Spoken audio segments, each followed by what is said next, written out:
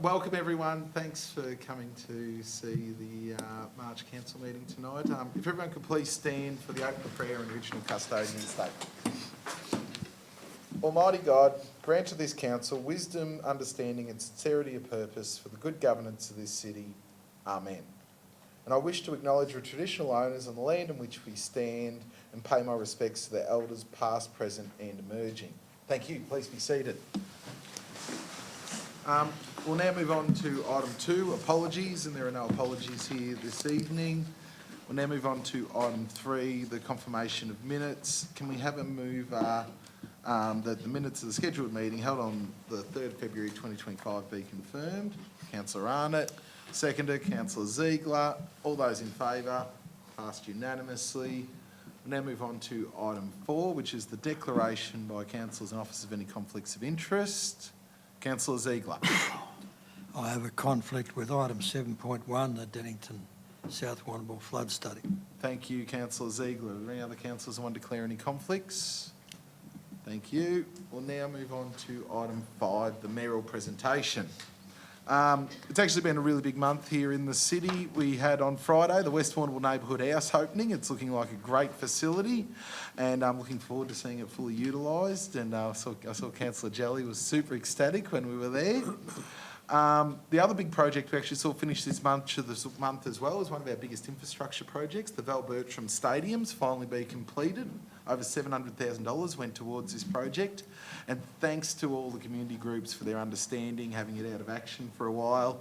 And it was actually really amazing to have Val herself there for the opening, which was great. Last week as well, on Tuesday, Deakin University had over 70 graduates graduate in the city, and it was over at the Lighthouse Theatre. It was really amazing, and they were celebrating 50 years of Deakin, which was really special for our city. You know, being a regional city our size to have a university, we're really thankful for Deakin. And we also saw this month the Melbourne to Warrnambool bike race. It's great, the second oldest bike race in the Southern Hemisphere. And a really big thank you to Shane, Richard and their team for putting all of that together. And it was a really good time. I think Councillor Jelly went on the Sunday, Councillor Ziegler gave the presentation on the Saturday. I got to go to the cycling dinner. It was a really, really great weekend for the city. We'll now move on to item 6, public question time. Mr Mason, do we have any questions? Mayor, we've got 11 questions have been submitted, so if you're happy I can start. The first question that's been submitted is from Angie Paspaliaris.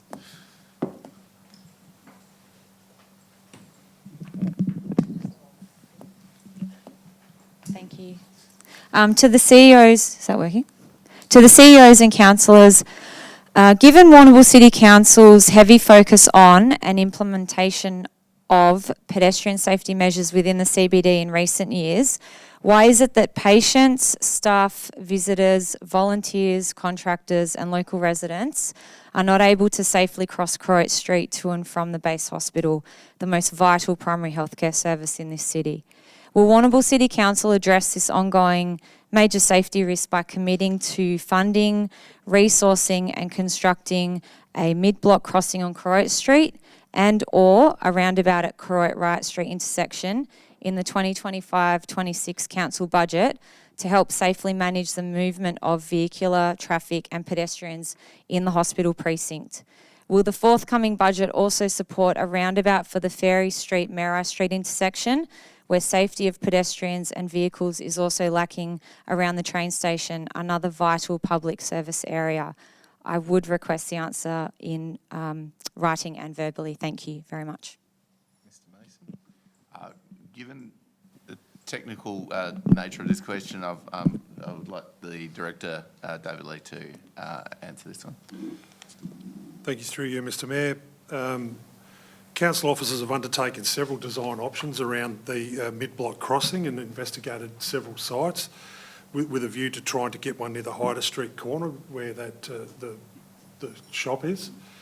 Unfortunately, the designs haven't been able to meet the criteria for safer local roads funding, so they're continuing to look at options around how they can create a crossing to enable safe pedestrian movements across there and look at other areas along that section of Croat Street down as far as the showgrounds where the parking is.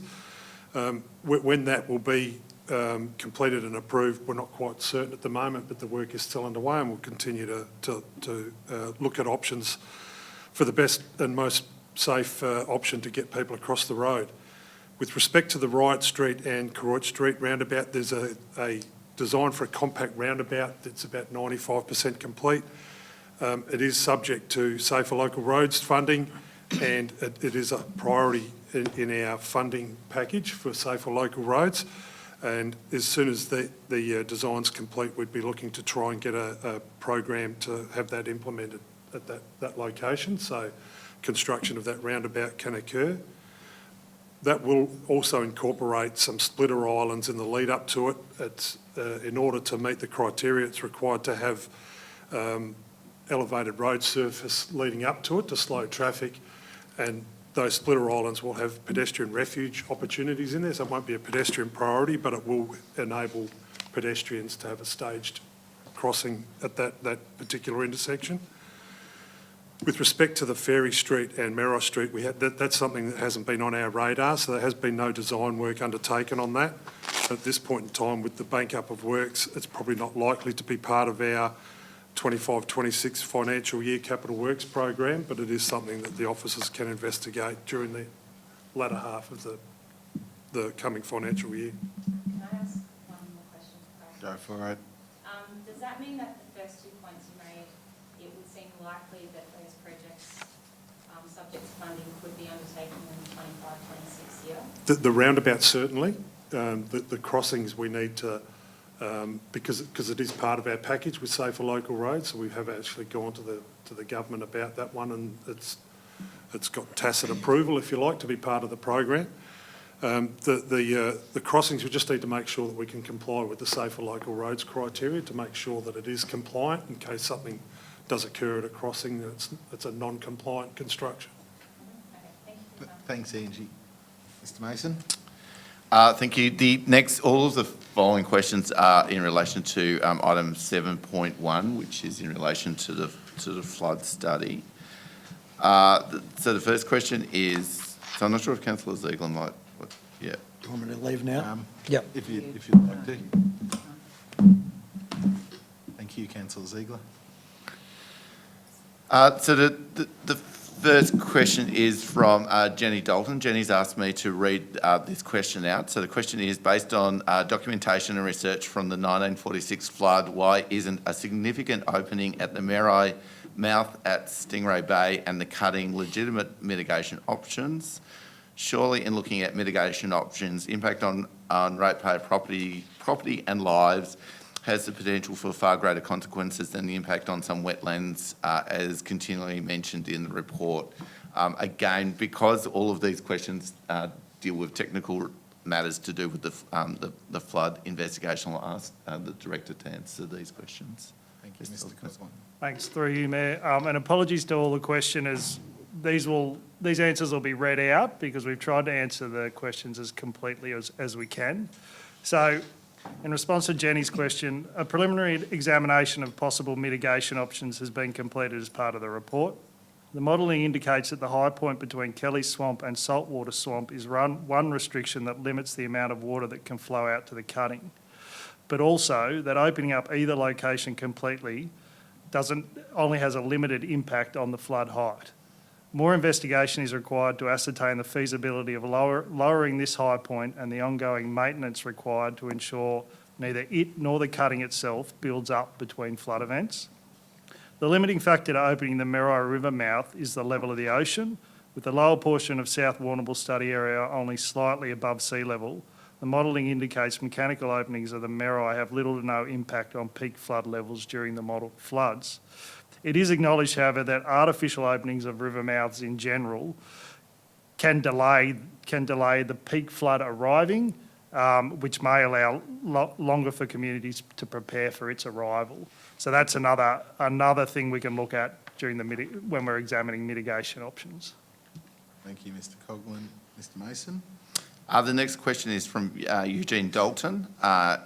If Warrnambool City Council are serious about transparency and accountability, why won't they agree to an independent review of the South Warrnambool flood study as requested by hundreds of affected ratepayers. The report clearly states that all percentage increases are proportioned out to 2,100, and yet implementation of the recommendations will be applied immediately. Surely, in fairness, a proportional response is required. So again, Mr Coghlan. Through you, Mayor. Thanks, Eugene, for that question. The flood study was produced by Venant Solutions, a specialist and qualified consultant in flood modelling. Council separately engaged Streamology Proprietary Limited, who also specialise in and produce flood models, to independently review the work by Venant. The Glenelg Hopkins Catchment Management Authority then reviewed the draft model before council engineers also reviewed the final report. The aim of the study is to produce a proposed planning scheme amendment to amend flood overlays within the planning scheme. The planning tool is designed to guide the development of the area into the future, and with infrastructure and communities expected to remain in place for many, many years, it is prudent to assume a long-term outlook of 2100 for this mapping. Thank you, Mr Coghlan. Mr Mason. the next question is from Sean Spring. I'm a resident in South Warrnambool area and have had limited time to review the report for tonight's meeting, but I have identified a number of mistakes. Do the councillors think that the report should be thoroughly reviewed and corrected prior to adoption? Mr Coghlan. Through you, Mayor. Thanks, Sean, for that. Reiterate that the report has been independently reviewed by Streamology, CMA and council engineers and planners.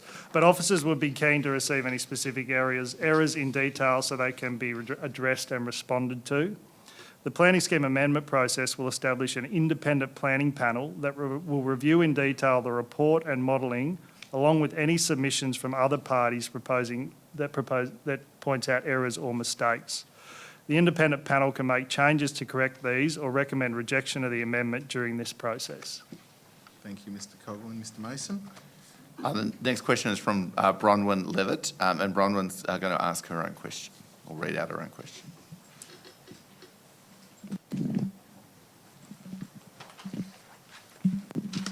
Thanks, Councillor. To the CEO and the councillors, in the document control sheet of the South Warrnambool and Deankton Flood Investigation Summary Report, I note that version 0 is dated the 12th of the 2nd, 2024, and version 1 is dated 26th of the 2nd, 2024. Can you please confirm these dates are correct? If they are correct, why has it taken 12 months for the report to be presented to council? And if the dates are incorrect and should read 2025, are council considering adopting such an important document if they have had the report for less than a week? Through you, Mayor. Thank you, Bronwyn, for that question. You're right, it's an error. It's meant to be 2025. These will be corrected at the first opportunity before submission to the planning panel. Preliminary reports and specific contributing documents, for example, the preliminary mitigation analysis and updates to the Municipal Emergency Management Plan, have been produced for this project since late 2022. It's been going a very long time, and consultation with the community around various aspects has been occurring since that time as well. Thank you, Bronwyn. Mr Mason. Matt Old has put in a question on, I think he's going to ask his own question, Matt.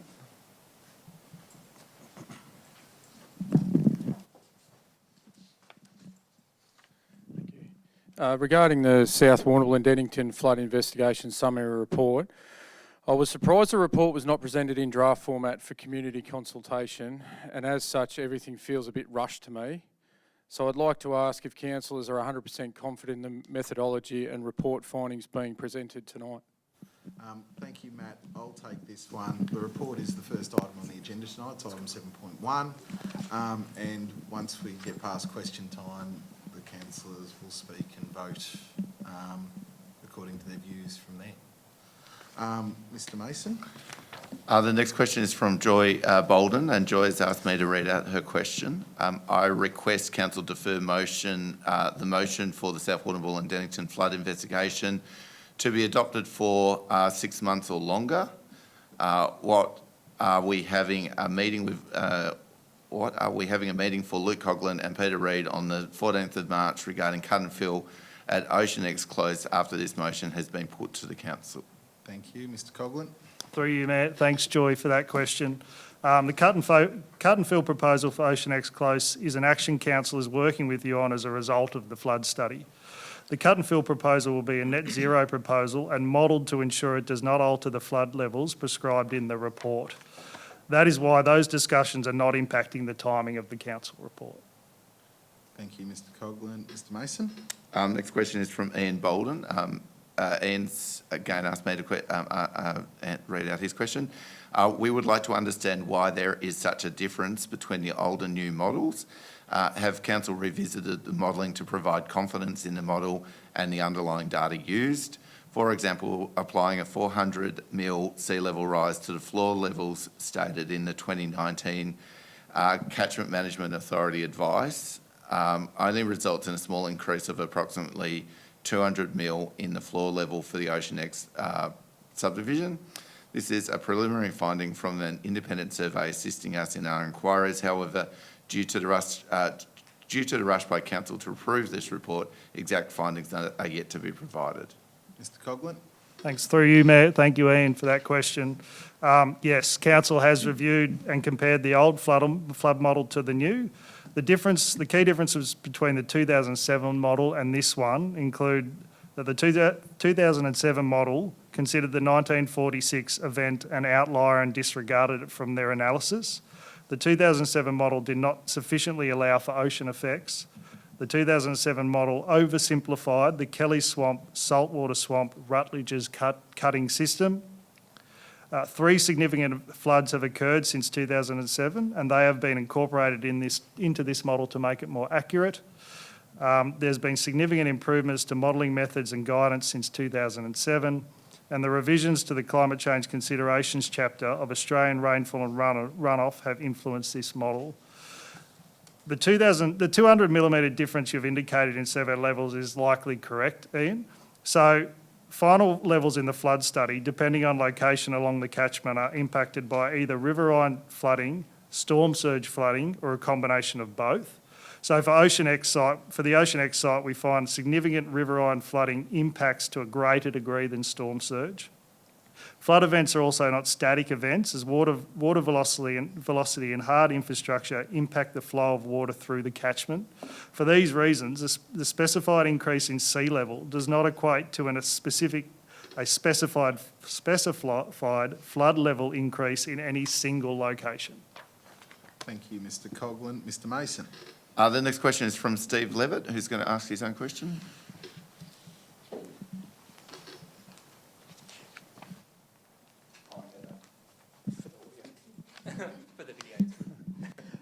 G'day. On page 13 of the agenda for tonight's meeting, it is noted that property values may only drop by typically 5 to 10%. Specific inquiries with a bank confirm that properties that are now uninsurable and have a current collateral value of 0, which is not where I was situated 12 months ago. This has directly affected my personal and business financial arrangements. In light of this, do councillors support the 5 to 10% devaluation claim in the report? Thank you, Steve. Mr Coghlan? Thanks through you, Mayor. Thanks for that question, Steve. So the South Warrnambool and Dennington flood study seeks to provide updated planning tools to guide the development of the South Warrnambool and Dennington areas in a manner that does not expose lives or property to undue risk of flooding in the future. The proposed future planning scheme amendment process is prescribed by the Planning and Environment Act 1987 and outlines property values and insured matters not to be relevant planning considerations as part of a specific planning scheme amendment process. However, publicly available information from the Insurance Council of Australia has guided the advice in the council report around property values. Thanks, Steve. Can I ask a second part? Am I allowed to ask a second part? All right, go for it. If you use the current level that you're suggesting for South Warrnambool and you shift it to the north side of Cassidy's Bridge, there's 1,600 homes that are going to be underwater based on the level that you're giving us for South Warrnambool. So council are going to be left with approximately 2,000 to 2,500 houses that have a net value of 0. Are you going to calculate my rates based on 0? probably can't cover the rates question, but we don't know when council gets funding to complete a study on the eastern side of Cassidy's Bridge. We don't know what those levels are going to be. It doesn't equate to one HD level in one part of the catchment being the same as in another part of the catchment. But it is something that council needs to revisit. The water doesn't have a shelf. Yeah, but it's not, it doesn't, Steve, let Luke answer, sorry. so hydraulic heads actually does mean it, throughout a flood down a catchment, it'll be this level, it'll be that level. It may go up again at a restriction, like a bridge or something like that, so it isn't flat during a flood. So we don't know what they're going to be. There will likely be some impacts in that area as well. One of the things that we may find when council gets funding to do that study is that the most recent flood information for particularly that north of the Marai area is more up to date than the flood information we're building on in South Warrnambool, because work was done around there when land was rezoned and things like that. So we don't know what the impact is going to be there, but it does need to be looked at in the future. Thanks, Steve. Mr Mason? Next question is from Nick and Jacinta Bolden. So they've asked me to read it out.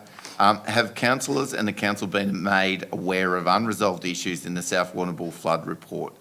Council is also assisting a body corporate of the Ocean X development. This has been investigated, and it is not a body corporate issue when the planned fix is a private property. And council has commissioned additional modelling work to investigate use of cut and fill balances. This is not resolved with the meeting plan next week. What impact will the adoption of the flood plan cause for future permits, both planning and building for undeveloped blocks? Talks of a 2-month delays in implementation in the report and potential for future issues and changes in that time may render unsold blocks unsellable. Thank you. Mr Coghlan? Through you, Mayor. Thanks, Nick and Jacinta, for that one. The information in the report has been included to update councillors on officers' efforts to work with affected landowners to achieve outcomes to enable development. They are not specifically related to the adoption of the flood study or planning scheme amendment process. We are keen to understand the body corporate and landowners' feedback on the alternate access proposal for Ocean X Close and at the meeting next week. Council continues to work as quickly as possible with affected landowners to identify localised mitigation options, such as is being explored at Ocean X, that minimise delays and enable development in a manner that protects life and property in the future. Thank you, Mr Coghlan. And last one, Mr Mason. And the next question is from Jody Ivanecki.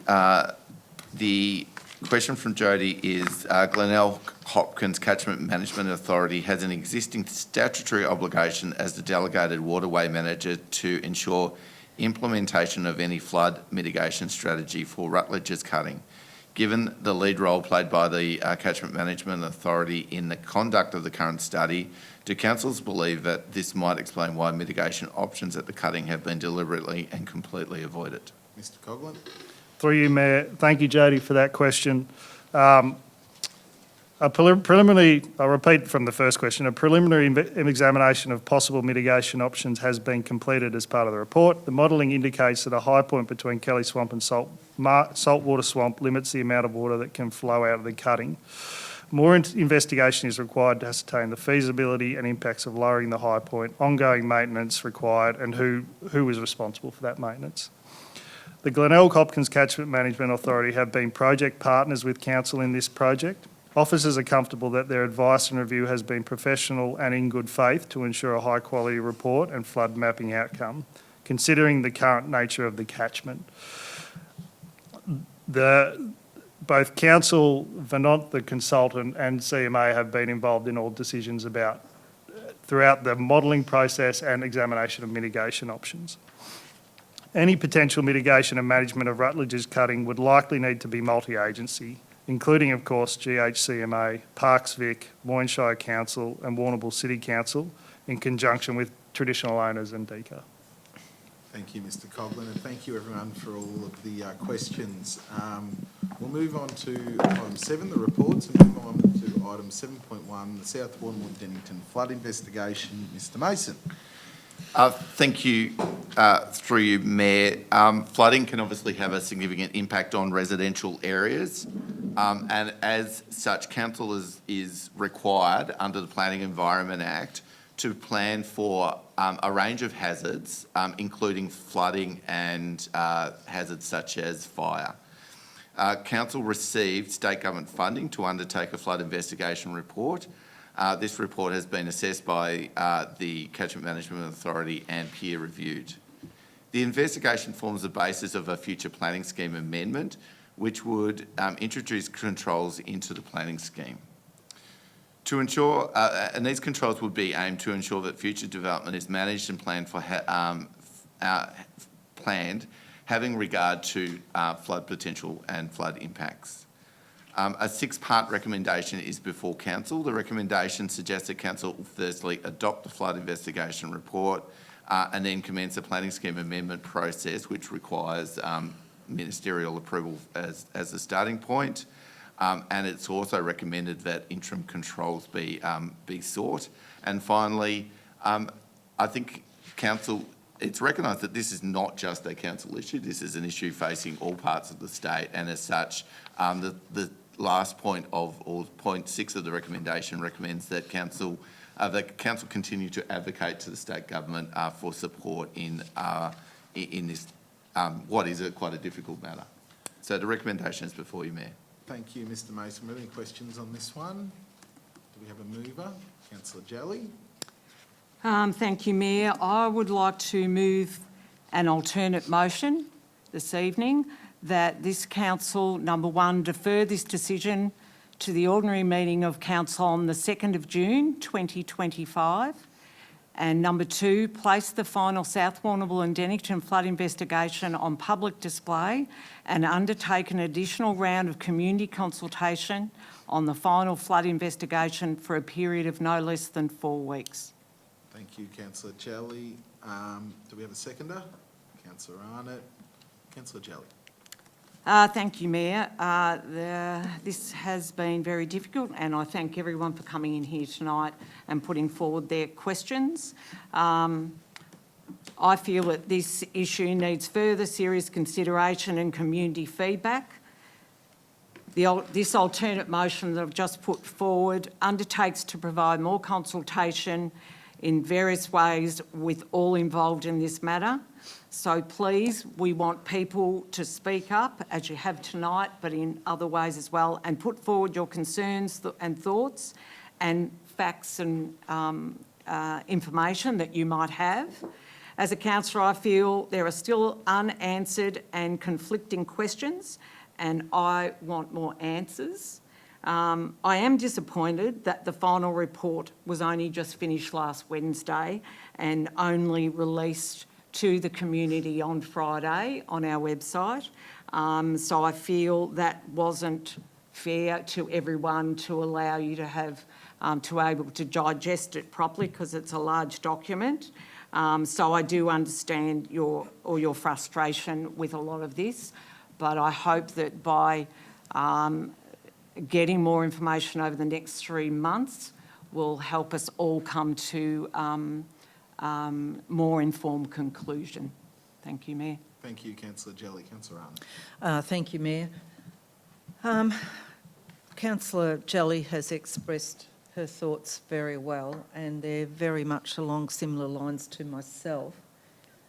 A role of council is to keep our community informed, and this piece of work, whichever way the decision might eventually fall, has a significant impact on our community. And there's significant repercussions. So I think the circumstances and effects lead me to believe that it's imperative that we have further information, consultation, and the studies and anything further are performed to their best capacity. I am not questioning the data that we have received, because I think we can all agree that climate change, sea levels rising, and some of the other flood data is correct, but I think we need a larger overview of the area that has been studied. So I'm happy to support a 3-month delay in a decision, but I do ask that everyone that is here this evening, please come forward if you have further questions or you wish to know more, and help us come to a decision. Thank you, Mayor. Thank you, Councillor Arnott. Any other councillor wish to speak? Councillor Walsh. Thank you, Mayor. Thank you, Councillor Jalley, Councillor Arnott, for your thoughts around this one. It's plain to see tonight that this is a difficult issue that we need to work through. It's great to hear all the questions, so thank you very much for coming in and asking them. I'm not sure that there's a right answer on this one, as Councillor Arnott touched on. There's information around climate change, and it's a thing, and we're going to see the impacts of that. So please, over the next little while, lean into this further engagement that we want to do with the community to make sure that we do get the right decision. Just picking up off what Steve's question was tonight around Cassidy's Bridge and the rest of the catchment, that's certainly a big area that is raising concerns for me. Water doesn't just stop at the edge of the flood study. There's other parts of the catchment. So I'd really like to see some focus on the council starting to pull some strings to get some dollars to start to consider that. I think that's really important. It's really hard to make a decision without all the facts, and I really, really struggle with that. I like facts, and facts are what help to make decisions. So appreciate all the work done by all the officers, the CMA, the flood modellers. They've done a great job of putting this stuff together, but I think there's more that we need to tease out and make sure that everybody's really comfortable with the decision. Thank you, Mayor. Thank you, Councillor Walsh. Any other councillor wish to speak? Councillor Edis. Thank you, Mayor. I concur with fellow councillors. I spent the weekend I felt frantically just trying to research as much as I can to make an informed decision, and even this morning, still trying to find more information to what we could do. It is clear, as Councillor Walsh said, that more work needs to be done on the north and east of Cassidy's Bridge, these need to go hand in hand, that the South Warrnambool study needs to be done with the Cassidy's Bridge study as well to know the true indication of it. I did find that the report, whilst very detailed in 144 pages, was very analytical, very detailed, but placed very, very little emphasis on the human toll. And that's something that really didn't sit well with me, that we're impacting people's lives in terms of their houses, their blocks, their livelihoods, and myself not being 100% confident, not 100% sure, has sort of led me to my decision tonight. So, thank you, Mayor. Thank you, Councillor Edis. Any other councillor wish to speak? Councillor Venter. Yeah, thank you, Mayor. Yes, this study has created a few contentious moments and a lot of thought and heartache for a lot of the councillors and no doubt the residents. I concur with quite a few of the comments that made, and the going back out for the community involvement to get feedback and so forth for the report. I got a different mindset. I can't quite get my head around all the data and all the process and the analysis that they're providing with all of it. I think that more work can be done in that area, especially with Rutledge cutting and Cully Swamp, to try and mitigate some of the impacts. So in the next, hopefully in the next 3 months we can get our head around all those questions that we've all got to try to get a reasonable outcome.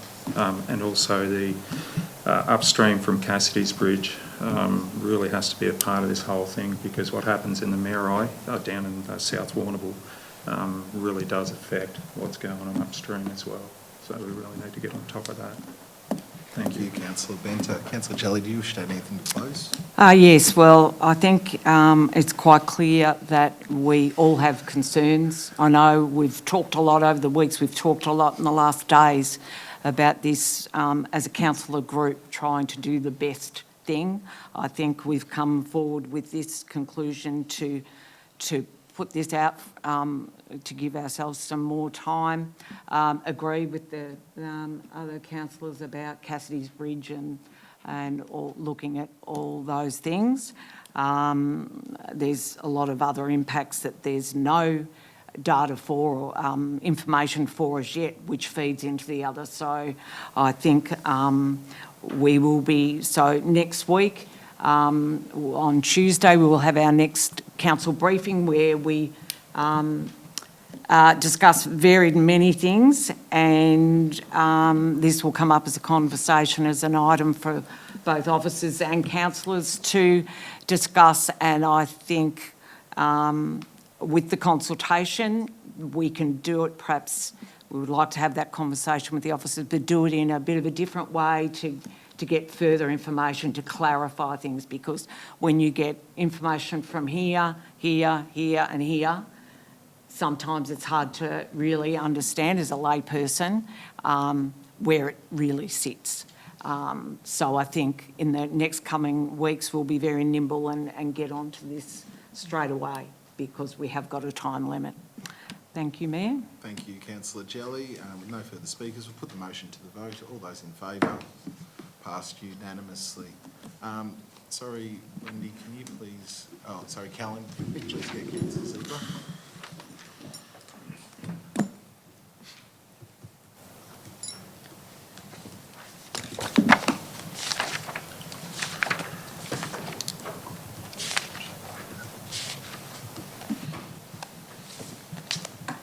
Thank you, Councillor Ziegler. Sorry, it was an extended wait. That's right. The motion has been deferred until June. We'll now move on to item 7.2, the Youth Strategy Warrnambool and Moyne 2025-2030 Council Adoption. Mr Mason. Thank you, Mayor. The youth strategy is a good example of collaboration between Warrnambool City Council and Moyne. The strategy has been through a rigorous consultation and engagement process that has sought to give young people a meaningful role in the development of the strategy. Pleasingly, the consultation has shown that young people love the region and has identified a number of common sense and practical things that council can do as part of the strategy. So the recommendation is that council adopt the Moyne and Warrnambool Youth Strategy 2025 to 2030. Thank you, Mr Mason. Were there any questions on this? Do we have a mover? Councillor Edis. Thank you, Mayor. I move that the youth strategy be accepted as per council recommendations. Thank you, Councillor Edis. Do we have a seconder? Councillor Walsh. Councillor Edis. Thank you, Mayor. The consultation process for this youth strategy has been really thorough, with 23 diverse groups of youth consulted across a wide range of demographics, and also along with 3 major youth providers in Let's Talk, the Youth Advisory Council and RAD. These 3 organisations provided some really thorough and honest feedback in areas that the strategy had addressed well, but also areas that were lacking, and that feedback's been incorporated in the strategy, which is really pleasing to see. It was great to see that the main takeout from the youth consultation is that they love our region, and they're the young people are our future of the region, and we need to feel them engaged to continue to grow within the Warrnambool City and the Moyne Shire. Thank you, Councillor Edis. Councillor Walsh. Thank you, Mayor. Echoing the sentiment of Councillor Edis, great piece of co-design. I think co-design is really important. Get the ownership of the young people. They are the future. Excellent work between ourselves and Moyne Shire in getting this one up. Three main areas of focus: creating better spaces and places, improving accessibility and encouraging participation, which is, that's crucial, and fostering belonging and acceptance. Councillor Edis mentioned it. People love the region, so it's great that we're able to do things such as this. So I commend everyone involved in the development of this strategy. Thank you, Councillor Walsh. Any other councillor wish to speak? Councillor Jelly. Yes, great strategy, great when it comes to us, and I think fabulous that we've joined forces with Moyne Shire. These young people are so important to us. They're our future. They need their voice to be heard, and I think in these latter years we've really understood that, and I think the consultation with them has been great, positive. they're our future, so it's a benefit to the entire city. So congratulations to staff organising this in conjunction with Moyne. But yeah, being involved with everyone and all the feedback from all the people that gave feedback was great. Thank you. Councillor Jelly, Councillor Arnott. Oh, look, I'm just probably echoing what everyone else has already said. I'll just touch on, though, that, you know, and I think it is important that the youth on the panel, you know, are being remunerated for their time, and I think that's well worthwhile. You can't do anything these days without some sort of payment. It is vital to invest in the youth of our shires. Hopefully they will grow into future leaders and community members of our society. Youth these days face many challenges in often an increasingly difficult society, so I'm very happy to support this strategy. Thank you. Any other councillor wish to speak? Councillor Edis, do you wish to add anything to close? No, Mayor. We'll now put the motion to the vote. All those in favour, passed unanimously. We'll now move on to item 7.3, the Planning Scheme Amendment C220. Mr Mason. Thank you, Mayor. This report recommends that Council commence a planning scheme amendment, which I don't think is quite as controversial as the previous one, that seeks to address a number of fix-ups in relation to existing heritage controls and to apply a new heritage control over 2 Mortlake Road, which I think, interestingly, has been identified as potentially Warrnambool's oldest building. So there's a two-part recommendation before Council. Thank you, Mr Mason. Were there any questions on this one? Councillor Ziegler. Yes, Mayor Blaine, I'd just like to ask whether, in fact, the second part of this, which refers to the Raglan Parade property, whether it could be explained in clearer terms, not necessarily for the councillors, but perhaps, but for the residents who are listening or will take notice of the agenda. It's not particularly clear, and I think a clearer explanation of what we're actually trying to do here would be beneficial. So you're talking about, sorry, I'm just making it clear, so you're talking about Napthine's house and what we're doing there, is that right? That's correct, yes. Do you want to answer that, Mr Mason? Well, I think I could have a go, but Luke might give you a correct answer. Mr Coghlan, so what's actually happening with the planning scheme around Napthine's house? Thanks through you, Mayor. Councillor Ziegler, it's about identifying on that property what is of heritage value and what is not. It would be a poor outcome to have the entire large piece of land undevelopable because there was a blanket heritage constraint on the whole property, because it links very nicely with surrounding housing developments. So it's primarily around the actual residents and allowing the rest of the land to be developed into housing. And I think it should be in the report, but there's a line of trees, there's a boulevard of trees that I think may be sought to be protected as well. That's the gist of it. Thank you. I was fairly aware of that, having read the report and whatnot, but I thought it was important that it was made clear for residents and those who may be interested. Thank you, Councillor Ziegler. Any other questions? Do we have a mover? Councillor Walsh. Thank you, Mayor. I'm happy to move the recommendation as noted. Thank you, Councillor Walsh. Do we have a seconder? Councillor Arnott. Councillor Walsh. Thank you, Mayor. Heritage is very, very important. Mr Coghlan has kind of covered off the two sides of heritage and the value of having, you know, the buildings covered under where it's appropriate, and sometimes it's not appropriate for that sort of holistic overlay. So I think this is a good outcome for the community.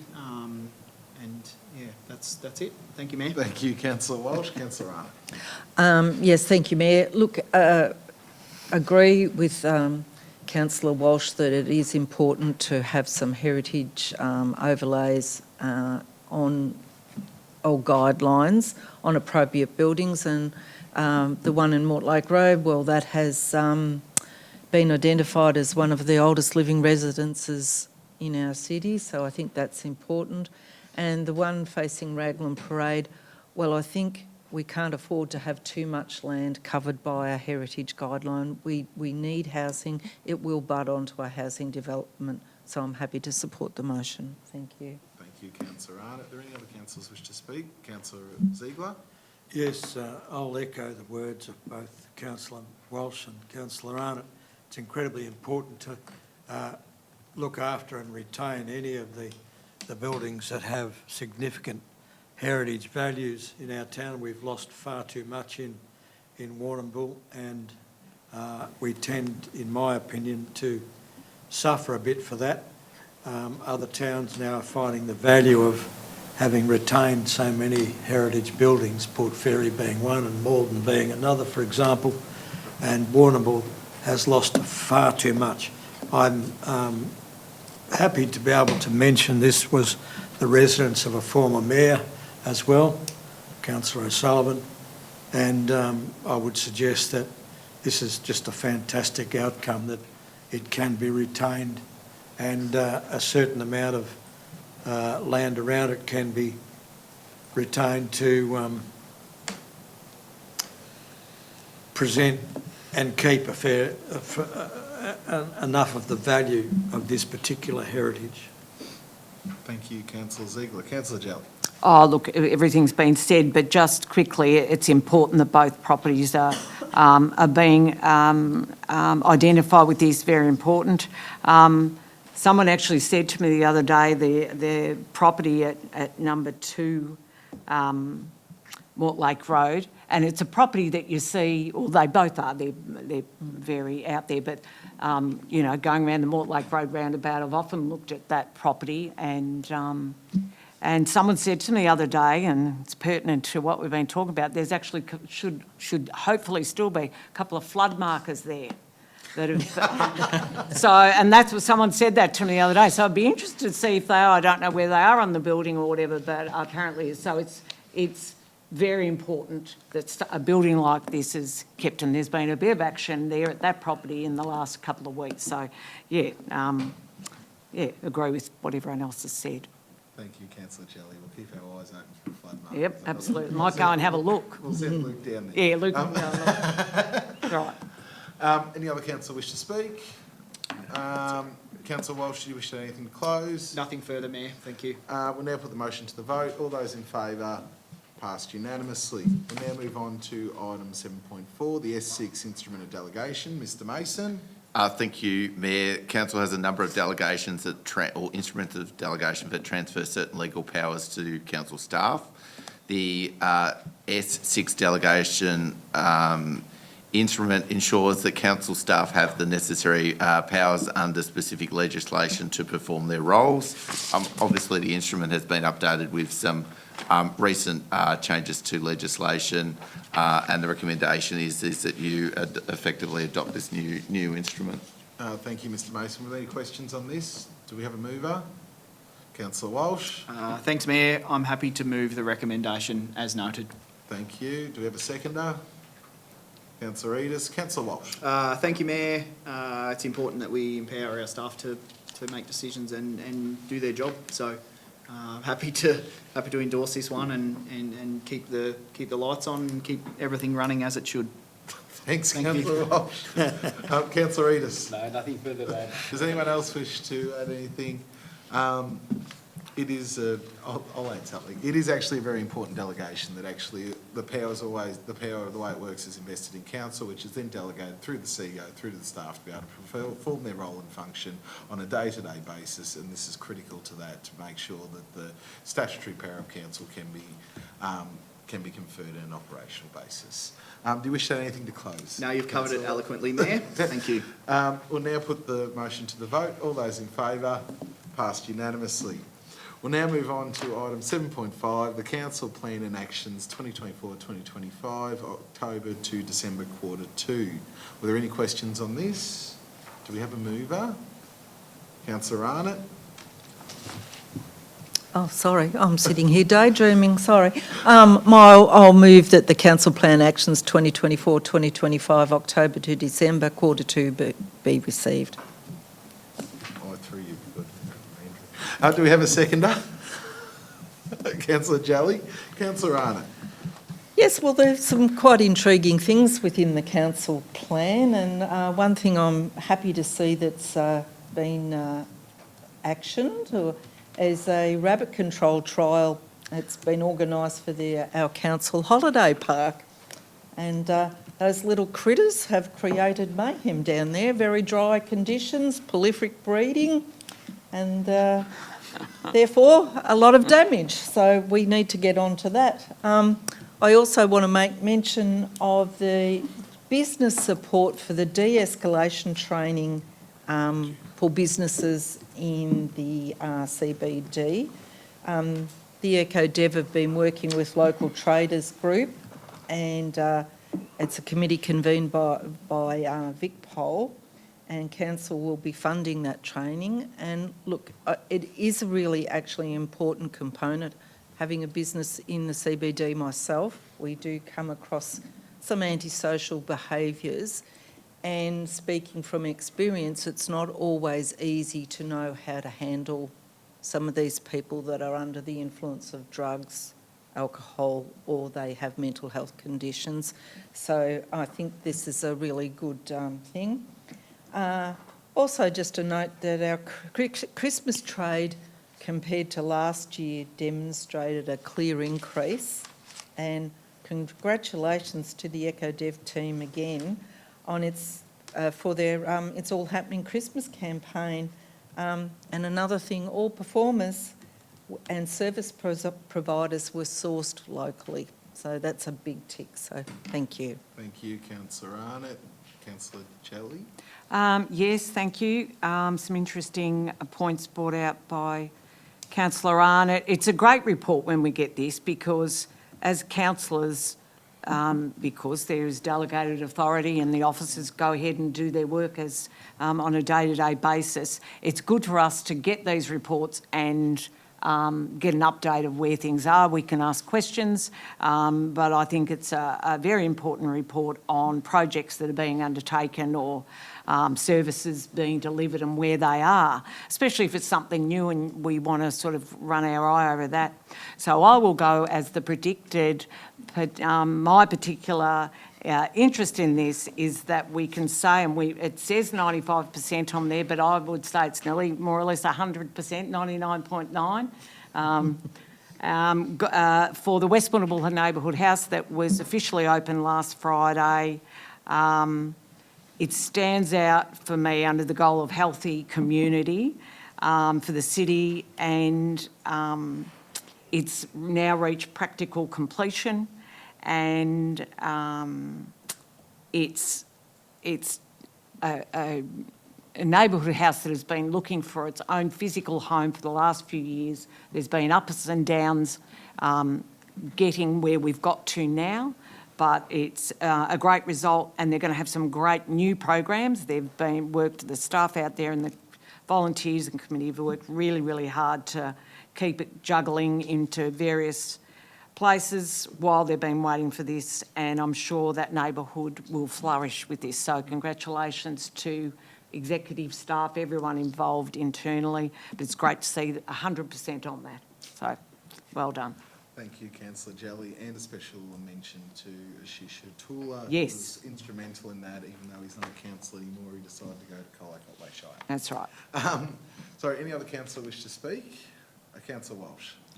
Thank you, Mayor. Just want to obviously echo the sentiments around the neighbourhood house. I think that's a fantastic thing that we're finally pretty much close to completion on, probably 99%. I suppose there's maybe 1% of something we could We need a new tap. There you go. I'll work on that. Perfect. I just want to call out a couple of interesting things. Home care, nearly 9,000 meals delivered. That's bloody fantastic. It's a lot of some of the stuff in the background that you don't often see happening. Personal and domestic assistance, over 3,000 clients. It's amazing the different areas that that council leans into. Aquazone, the numbers in terms of visitation, there's growth there, which is great. You know, nearly 10% across the facility, which is absolutely fantastic. There's also the Lighthouse Theatre, 95% increase in attendance compared to last quarter for our theatre shows. That's great, growing area. And the Gruffalo for all of those of us with kids. Just over 2,000 families, school students and teachers enjoyed that performance. We even had to add an extra one, which is absolutely terrific. So lots of things happening, lots of really good things that not always, you know, get shined in the light. So fantastic effort, everyone involved. Thank you, Councillor Walsh. Is there any other councillor wish to speak? Councillor Arnott, do you wish to add anything to close? No, not really. Like everyone has alluded to, there's a lot of very positive things in that report. Once again, congratulations to everyone involved in the West Warrnambool House being opened. It was really, I'd say, a pet project of Councillor Jolly, and she is to be congratulated for driving that. So, well done, everyone. And the Val Bertram Stadium opening, which happened in the last week as well, because that's our biggest infrastructure project for the year, and it's going to be amazing to see. Hopefully, it does another 20 years like it did last time.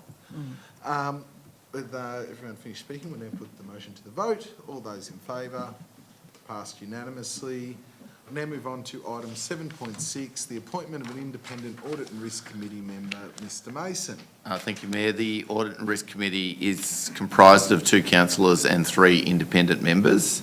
Following a resignation, Council and the independent chair have gone through a recruitment process, and following this, it's recommended that Council appoint Mr Wilson Tang to come on to the Audit and Risk Committee, and hopefully as of tomorrow when our next Audit and Risk Committee meeting is.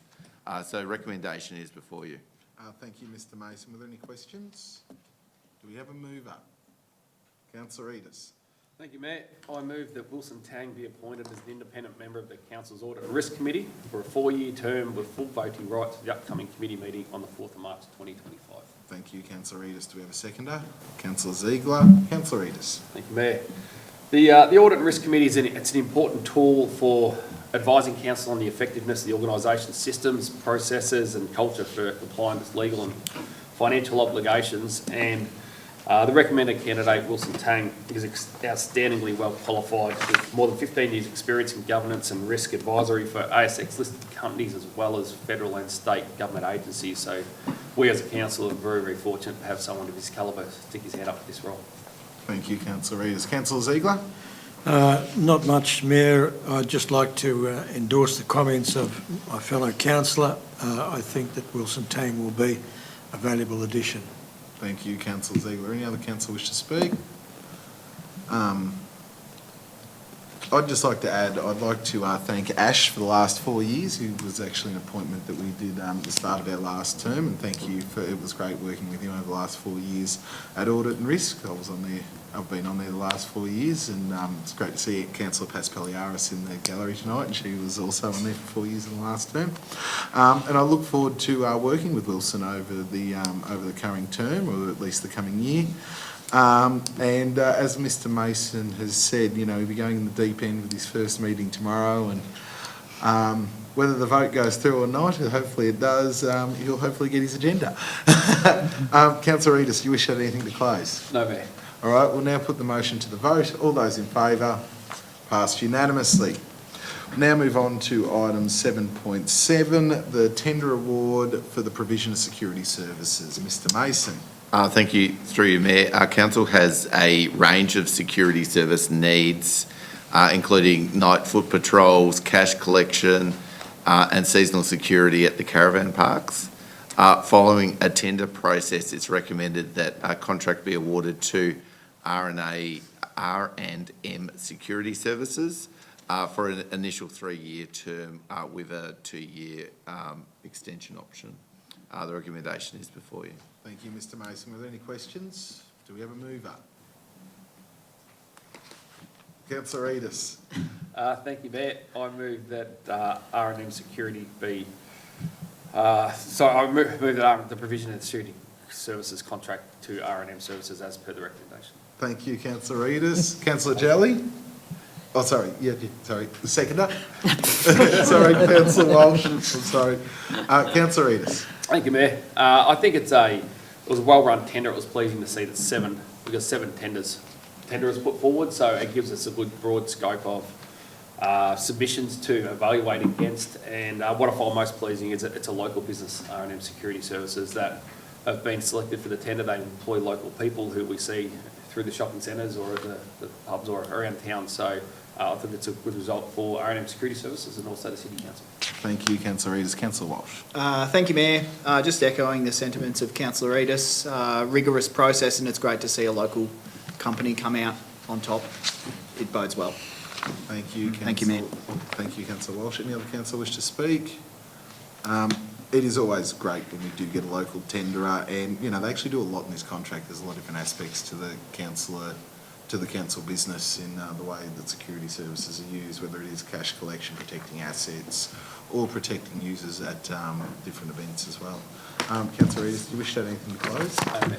All right, we'll now put the motion to the vote. All those in favour, passed unanimously. We'll now move on to item 7.8, the informal meetings of council reports. So the three reports here. Were there any questions? Do we have a mover? Councillor Walsh. Do we have a seconder? Councillor Arnott. Are there anyone wish to speak? We'll put the motion to the vote. All those in favour, passed unanimously.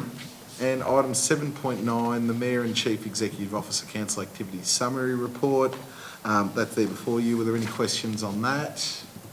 Do we have a mover? Councillor Ziegler. Do we have a seconder? Councillor Walsh. Anyone wish to speak? We'll put the motion to the vote. All those in favour, passed unanimously. Item 8, there are no notices of motion. Item 9, did anyone have any general business they wanted to raise this evening? No. You sure, Councillor Benter? Yeah, it's all right. We'll move on to item 10, urgent business. Is there any urgent business, Mr Mason? No. All right, can we get a mover we're going to suspend standing orders, and I'd like to say a big thank you to the gallery for coming to listen to us tonight, and hopefully we'll see you again next month. Can we have a mover to suspend standing orders and allow members of the gallery to depart? Councillor Arnott. Do we have a seconder? Councillor Jelly. All those in favour, passed unanimously. Thank you very much.